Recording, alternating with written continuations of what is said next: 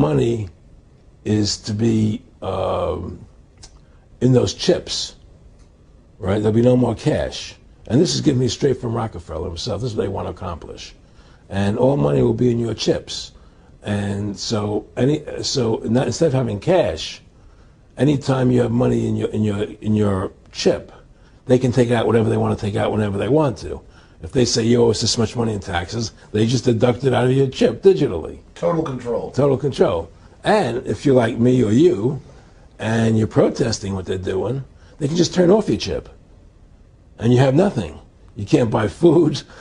You can't do anything. It's total control of the people. And that chip's connected to a database that has your purchasing records, what you do, what everything, you sell. Everything is in there, you know?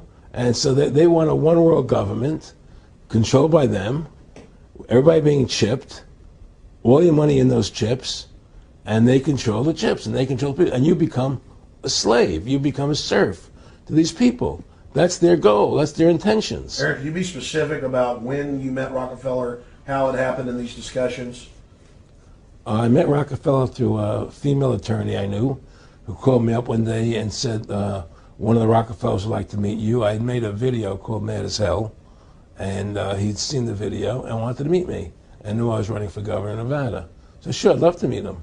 And I met him and I liked him, and he was a very, very smart man. And we used to talk and share ideas and thoughts. And he's the one who told me 11 months before 9/11 ever happened that there was going to be an event. Never told him what the event was going to be, but there was going to be an event. And out of that event, we were going to invade Afghanistan to run pipelines from the Caspian Sea. We were going to invade Iraq, you know, to take over the oil fields, establish a base in the Middle East, and make it all part of the New World Order.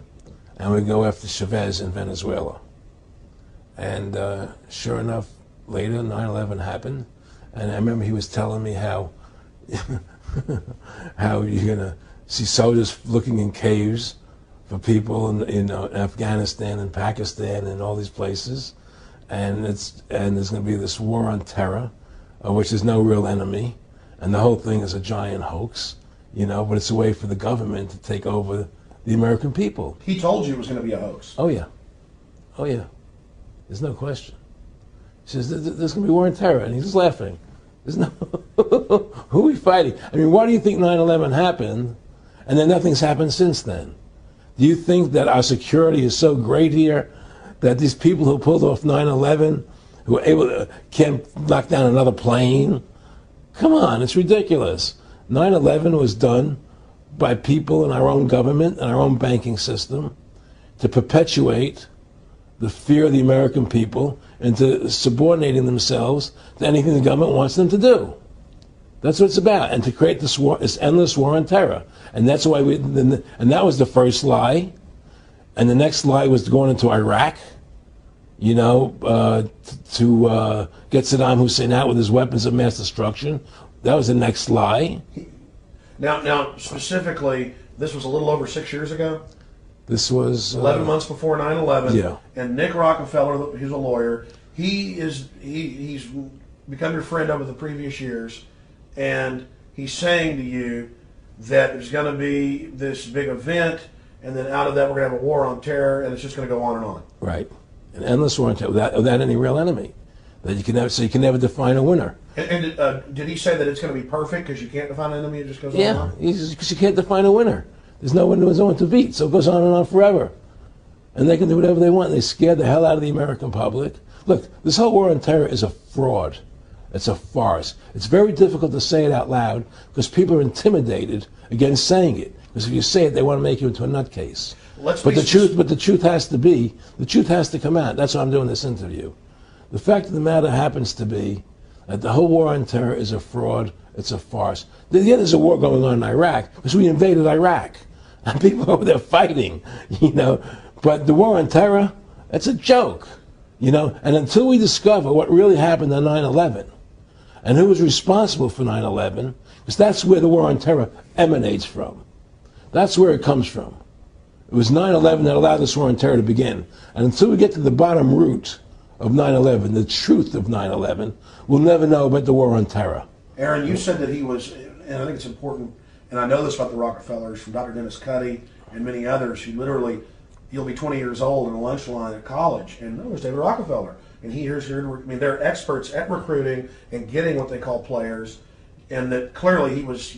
I mean, I want to make it specific and just get you to reiterate what you said last night about you got 30% of the vote. You were having an effect. You made mad as hell. They knew that you'd started the Constitution Party. Yeah. They knew that you were somebody who was taking action and getting things done. You'd already made some big films, had a lot of other successes. Right. So they were trying to recruit you, and didn't it come down to the point of, hey, we are here to recruit you, and don't worry, your chip's going to say, don't mess with us. You know, this guy's don't touch. Yeah, yes, that did happen. I was definitely being recruited, but it's more subtle than that. Well, in your words, just go through the process, and then what he said. Well, what it is remember, we were friends, and we used to go to my house a lot. We'd have dinner, we'd talk, and he'd tell me about business investments that he'd get involved in, you know, or they would help me with this business investment or that business investment.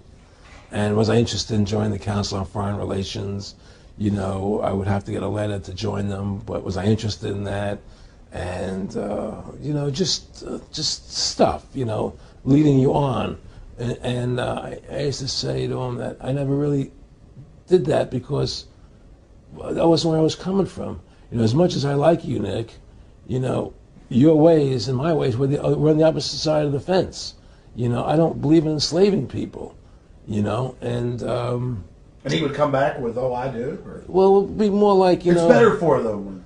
Well, it's more like, you know, how do I put it? It was like, what do you care about them? What do you care about those people? What difference does it make to you? Take care of your own life. Do the best you can for you and your family.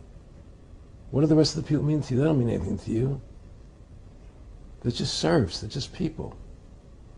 You know, it was just a lack of caring, you know, and that's just not who I was. It was just sort of like cold, you know. It was just like cold, you know. And I used to say to him, what's the point of all this? You have all the money in the world you need. You have all the power you need. What's the point? You know, what's the end goal? And he said the end goal is to get everybody chipped, to control the whole society. To have the bankers, the elite people, you know, the bankers and some governor controlling the world. And I said, all the people in the Council on Foreign Relations believe this way you do? He said, no. You know, most of them believe they're doing the right thing. A lot of them believe it's better off being socialistic. You know, we have to convince people that socialism is really capitalism. Because America's becoming a socialist country. It's a communist country today. Well, one of the things they told me was that he was at the house one night, and we were talking, and he started laughing. He said, "Aaron, what do you think women's liberation was about?" And I said, I had pretty conventional thinking about it at that point. I said, I think it's about women having the right to work, getting equal pay with men, just like they won the right to vote, you know? And he started to laugh. He said, "You're an idiot." And I said, "Why am I an idiot?" He said, let me tell you what that was about. We, the Rockefellers, funded that. We funded Women's Lib, you know? And we're the ones who got all over the newspapers and television, the Rockefeller Foundation. He says, and you want to know why? He said, there were two primary reasons. And one reason was we couldn't tax half the population before Women's Lib. And the second reason was now we get the kids in school at an early age. We can indoctrinate the kids how to think. It breaks up their family. The kids start looking at the state as the family, as the school, as the officials, as their family, not as the parents teaching them. And so those are the two primary reasons for Women's Lib, which I thought up to that point was a noble thing. You know, when I saw their intentions behind it, where they were coming from when they created it, the thought of it, I saw the evil behind what I thought was a noble adventure.